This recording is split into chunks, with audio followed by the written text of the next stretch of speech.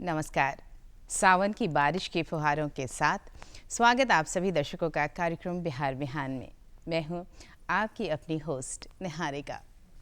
पता है मुझे, जब सब लोग खुश होते हैं तो बहुत अच्छा लगता है और हम सभी यही कोशिश तो करते हैं कि सभी लोग खुश रहें। पर मैं आपसे ये कहूँगी कि ध्यान रखिएगा, इन सभी में आप स्वयं भी शामिल हैं। जब खुशियों की बात की है और संडे का दिन है, तो संडे की खुशियाँ का जो रंग होता है वो और भी निखरा हुआ होता है। और संडे की खुशियों के साथ अगर हम बातें करें अभिनय की, सिनेमा जगत की, थिएटर की, तो फिर उसे कहते हैं सोने पे सुहागा। और इस सोने पर सुहागा वाला काम आज हम कार्यक्रम में करेंगे, क्योंकि एक तो संडे और उस पर से आपकी खुशियों को विस्तार देने के लिए कुछ बातें इन्हीं क्षेत्रों की आज के कार्यक्रम बिहार बिहान में। पर पता है दर्शकों, हमारी जो ये खुशियाँ हैं, हमारी जो ये अच्छा सा जीवन है, उसका दायरा और भी विस्तृत हो जाता है जब हम सही दिशा में होते हैं, हमारी सोच सही होती है। और इसी के लिए ख़ास होता है हमारा पहला सेगमेंट अनमोल वचन। आज के अनमोल वचन में आपसे साझा करेंगे राष्ट्रपिता महात्मा गांधी के अनमोल वचन। आइए देखते हैं।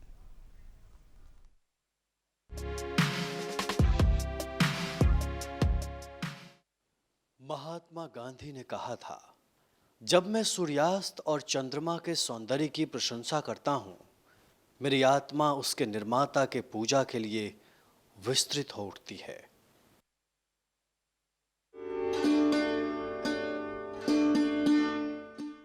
अभिनय की दुनिया, चाहे वो थिएटर की हो या सिनेमा के सुनहरे पर्दे की, लेखन की दुनिया, थिएटर के लिए नाटक लिखना और साथ ही निर्देशन की दुनिया, ये सारी बातों का समावेश है हमारे आज के मेहमान में।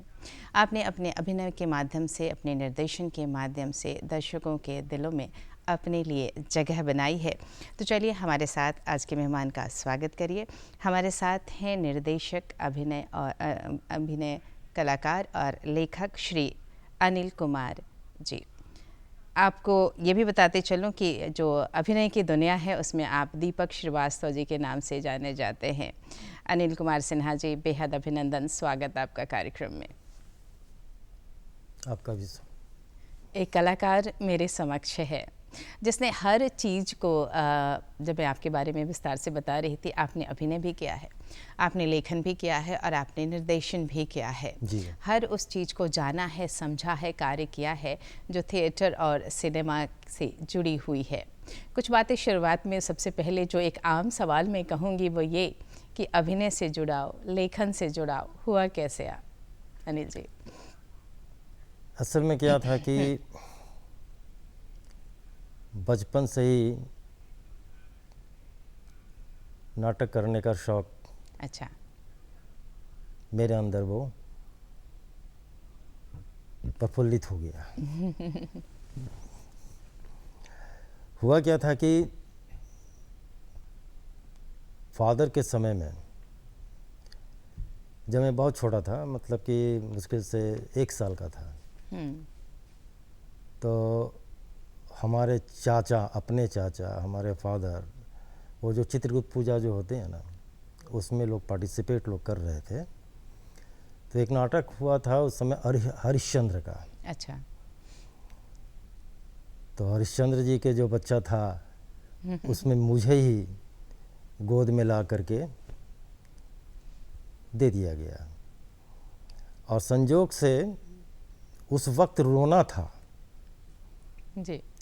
और मैं रो पड़ा। किसी को कुछ करने की ज़रूरत नहीं पड़ी जी।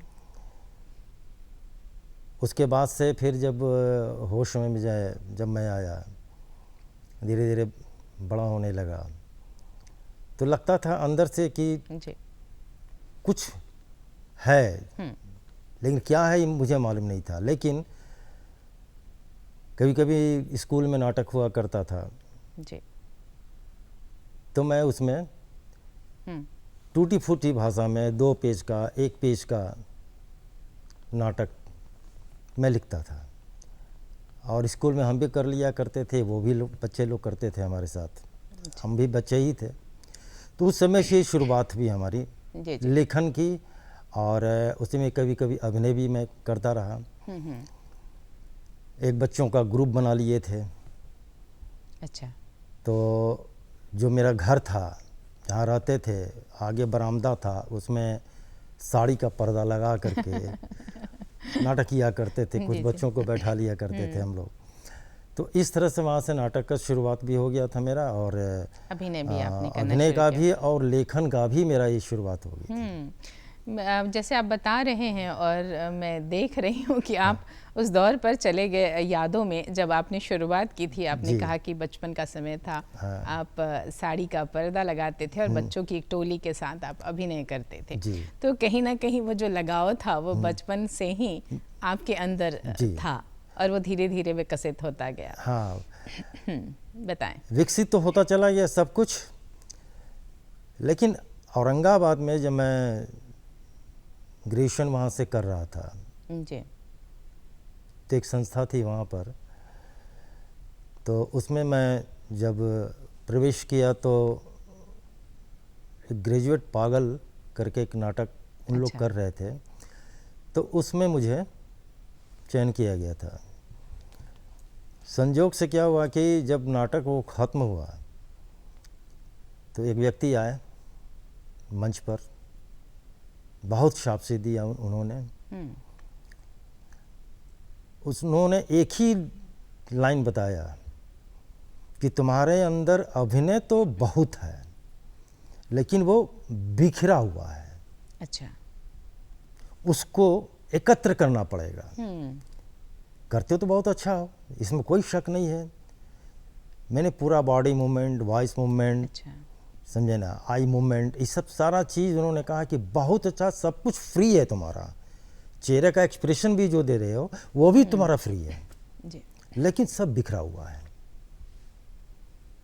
बिल्कुल। तो पूछे कहाँ रहते हो? मैंने कि बस डेहरी अनसोल में मैं रहता हूँ। तो अरे वहीं से तो मैं आया हूँ, आओ मेरी अच्छा। संस्था में।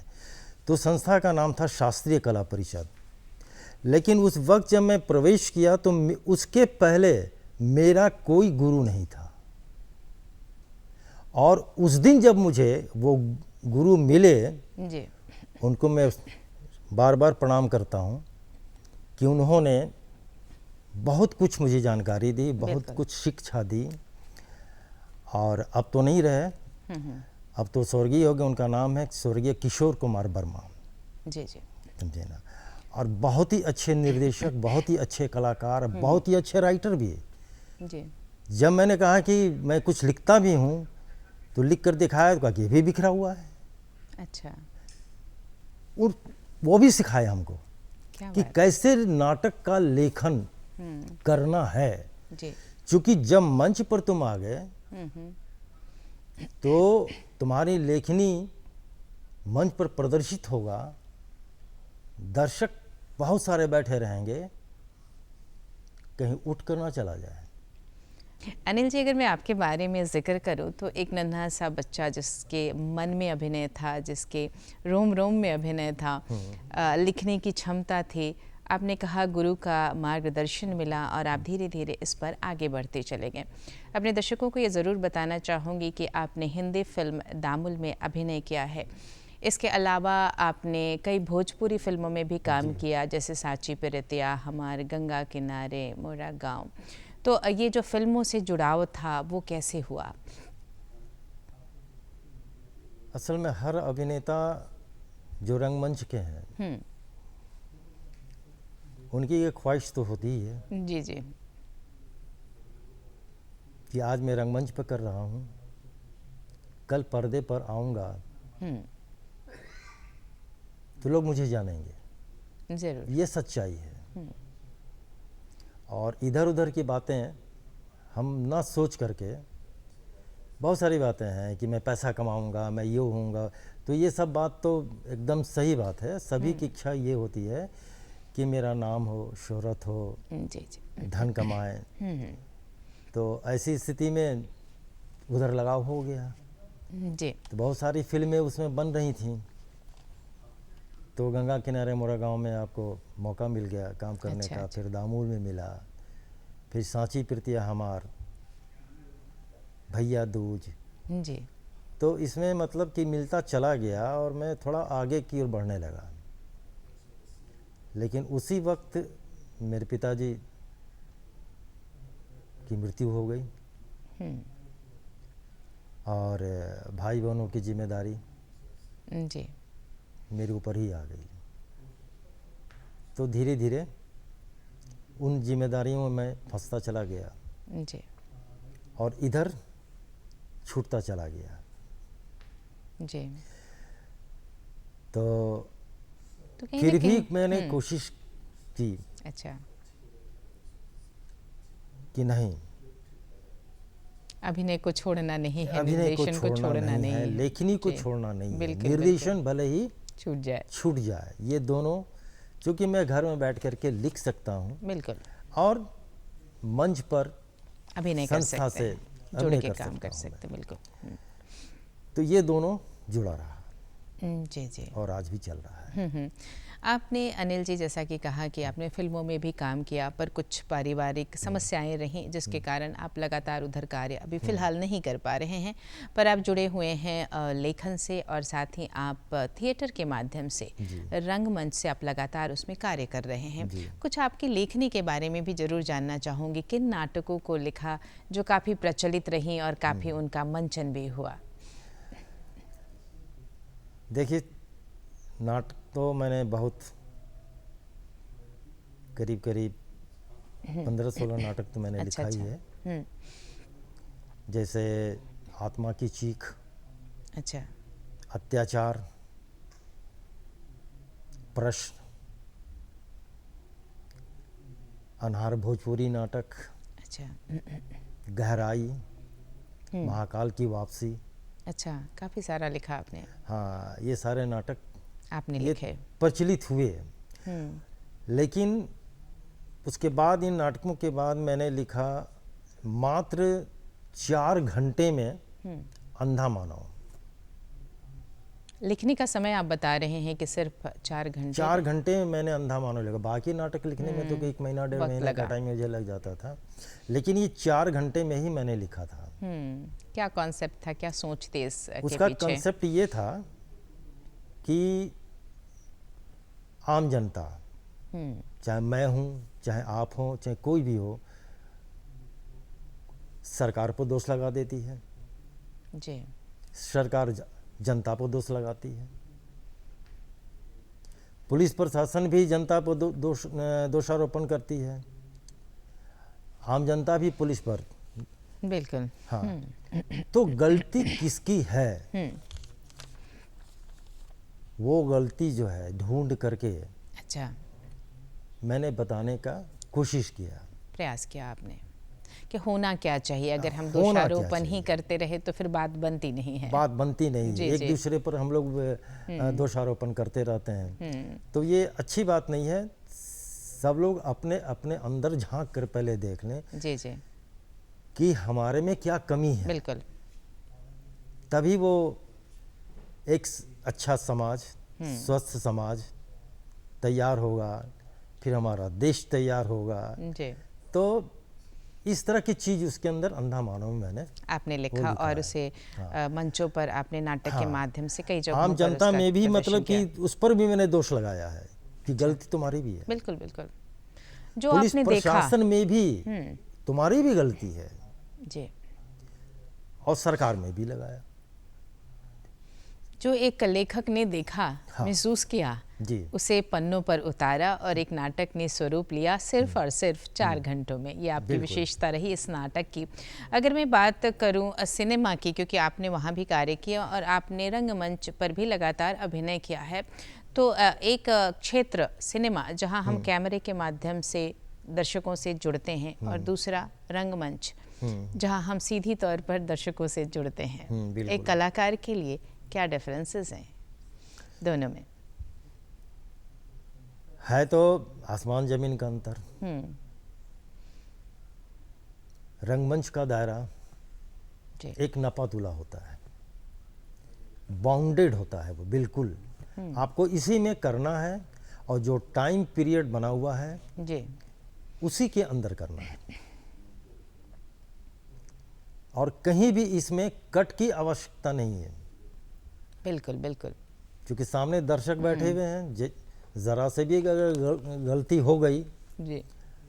तो कैमरे का नज़र है, दर्शक का तो दर्शक की जो आंखें हैं वो कैमरे का नज़र है। बिल्कुल। तो कहाँ गलती कर रहे हैं, क्या कर रहे हैं, तुरंत आपको सामने दिखाई पड़ जाएगा, रिएक्शन भी मिल जाएगा आपको, रिएक्शन मिल जाएगा, immediate। तुरंत ताली भी बज सकती है, उठ कर जा भी सकते हैं लोग बीच में। सही कहा आपने। लेकिन जो ये सिनेमा का जो है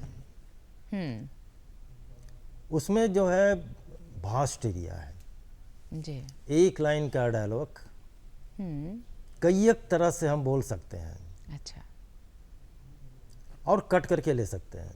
जो अच्छा लगा उसे ले वो लिया, एडिट हो गया, कर लिया लोग। ये एक फायदा। हाँ, ये फायदा उसके अंदर होता है। डायरेक्टर को जो एक्सप्रेशन चाहिए, जो डायलॉग्स है उसका एक्सप्रेशन उसको जब तक समझ में नहीं आता है बिल्कुल। तब तक वो आपसे काम लेता रहेगा। आपने डायलॉग की बात की है तो मैं चाहूँगी कि हमारे दर्शकों के लिए कोई डायलॉग अपना ज़रूर कहें जो फिल्मों में आपने या फिर अपने नाटकों में जो ज़्यादा प्रचलित रहा है। देखिए, जो नाटक मैंने लिखा है जी जी। उसी के बारे में मतलब कि डायलॉग्स वगैरह, या जो और लेखक का भी जो मैंने किया है ज़रूर, जो भी आप उनका सुनाना चाहें। डायलॉग्स अच्छा रहेगा कि जो दूसरे लेखक हैं पहले उनका ज़रूर सुनाए हमें। मैं दूं, चूँकि वो भी सम्मान के योग्य हैं और हमारे द्वारा अगर मैं सम्मान अगर उनको देता हूँ तो मेरे लिए खुशी की बात होगी। स्वर्गीय प्रशांत चटर्जी, अच्छा। कभी उनके साथ भी मैं अभिनय में जुड़ा हुआ था, लेकिन उनके साथ मैं मंचन नहीं कर पाया था। तो उनका लिखा हुआ एक नाटक है आपको, बैंड मास्टर। अच्छा। तो हम लोगों की संस्था जो है, हमारी टीम, आपने काम किया था उसमें, बैंड मास्टर में? बैंड मास्टर मैंने काम किया था। अच्छा अच्छा। मालिक की भूमिका में मैंने किया था। तो उसमें क्या था, जो हमारे बैंड मास्टर थे जी। जो बजाते थे, धीरे धीरे उम्र बीतती चली गई, वो बिल्कुल बुजुर्ग हो गए और बजाने के लायक नहीं रह गए थे। हमने अपने दर्शकों को इंतज़ार करवाया है आपके डायलॉग डिलीवरी के लिए, और हमारे दर्शक यकीनन सुनना चाहेंगे कि किस तरह से आप अपने किरदार को निभाते हैं। आप बताएं हमें, सुनाएं। बैंड मास्टर में एक कैरेक्टर है आपको, नरसू मियाँ करके। अच्छा। जो काफ़ी उम्र उनकी हो गई है और वो अपने बेटे अली के पास जाना चाहता है। मालिक से कुछ झड़प हो जाती है तो मालिक जो है उसको कुछ अनाप शनाप बोल देता है। और एक मालिक की भूमिका आपकी थी? हाँ, उस मालिक की भूमिका आपकी थी। तो वो चिड़चिड़ाता है, बोलता है कि मैं अली के पास चला जाऊंगा। तो मैं कहता हूँ, अब डायलॉग के माध्यम से मैं बता रहा हूँ, सुना। ठीक है, अपना यकीन लेकर के यहीं बैठो। यकीन नहीं आता, यकीन नहीं आता, यकीन लो लो लो। इन पचड़ों की वजह से एक सही बात बताना ही मैं भूल गया। अरे ग्राहक आने ही वाला है, उसे सुना करके खुश करना है। मगर यहाँ तो हालात ये है कि क्लैरिनेट बजाएगा कौन? अली बजाना जानता है पर बजाएगा नहीं। अरे मेरी तो समझ में नहीं आता कि मैं करूं क्या।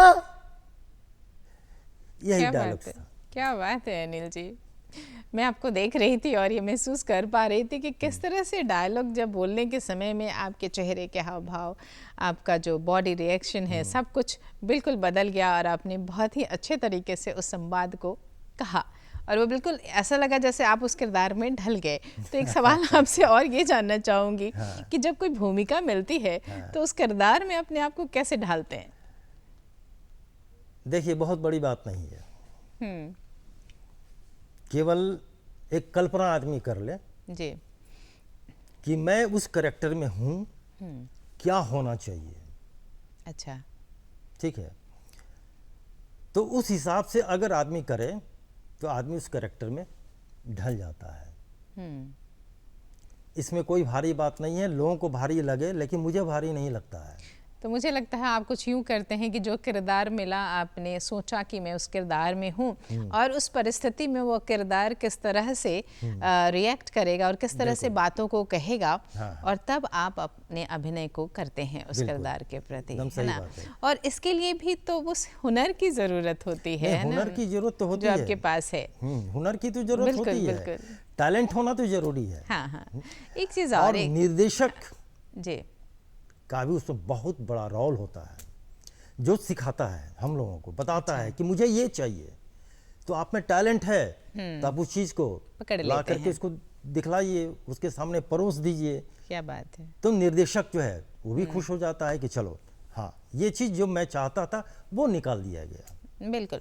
अगर मैं वर्तमान समय की बात करूं तो अभिनय एक ऐसा क्षेत्र है जहां ज़्यादातर लोगों का लगाव होता है, जाना चाहते हैं लोग, जुड़ना चाहते हैं सिनेमा से। आजकल बहुत सारे प्लेटफॉर्म आ गए हैं जहां आप अपने अभिनय को दिखा सकते हैं।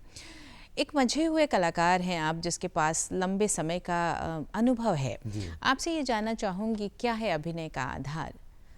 कह देना बहुत आसान है कि मैं एक अभिनेता हूँ और मैं अभिनय करता हूँ, पर बहुत सारी बातें उसके साथ जुड़ी होती हैं। बिल्कुल। क्या बताना चाहेंगे? देखिए, इसमें मैं दो बातें मैं बताऊंगा। जरूर। एक तो मंच पर हमारा बॉडी मूवमेंट काम करता है, हमारा वॉइस मूवमेंट काम करता है, हमारा फेस एक्सप्रेशन काम करता है, और बॉडी का एक एक पार्ट हमारा एक्शन में रहता है, और सभी जो डायलॉग्स जो बोला जा रहा है उस डायलॉग्स के आधार पर ही सारा बॉडी काम कर रहा है।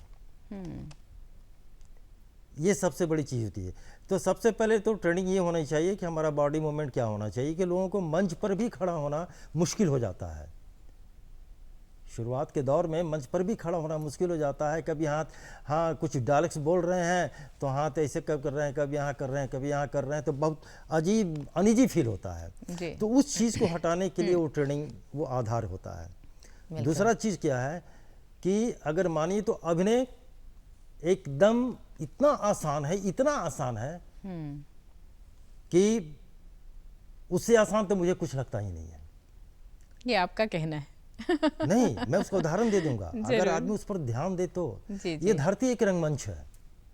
हमारा राइटर और डायरेक्टर वहां बैठा हुआ है।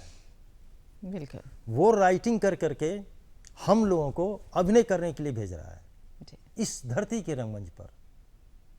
तो अब आप देखिए ना, आप मेरा इंटरव्यू ले रही हैं, आपका बैठने का तरीका क्या है, मैं कैसे बैठा हुआ हूं, इस पर अगर आदमी गौर करे,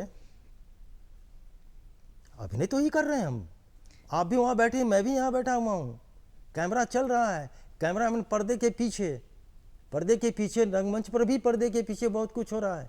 पर्दे के पीछे जो है, कैमरा के पीछे बहुत कुछ सारी चीजें हो रही है। तो ये सब तो अभिनय ही है ना, हम लोग अभिनय तो कर रहे हैं। तो कुल मिलाकर जो मैं बात आपसे समझ पा रही हूँ ये कि अभिनय और कलाकार तो शायद हम सबके पास है। ज़रूरत है इस बात को समझने की कि जो किरदार आपको दिया गया है उसे आप कितने अच्छे तरीके से परिलक्षित करते हैं, दिखाते हैं। और अगर आप अभिनय के क्षेत्र में हैं तो आपको हर बात का ध्यान रखना है कि जो किरदार है उसका बॉडी मूवमेंट क्या होगा, उसकी डायलॉग डिलीवरी क्या होगी, और मंच पर आपको किस तरह से अपने आप को प्रस्तुत करना है। कई बातों का ध्यान रखना होता है, तब आपकी अभिनय प्रतिभा सही मामले में दिखती है और परिलक्षित होती है। एक बात और जानना चाहूँगी आपसे, बहुत सारे, मैंने कहा शुरुआत में भी कि कई सारे जो मनोरंजन के माध्यम है वो धीरे धीरे आ गए हैं, टेक्नोलॉजी बढ़ी है, OTT प्लेटफॉर्म है, सिनेमा है।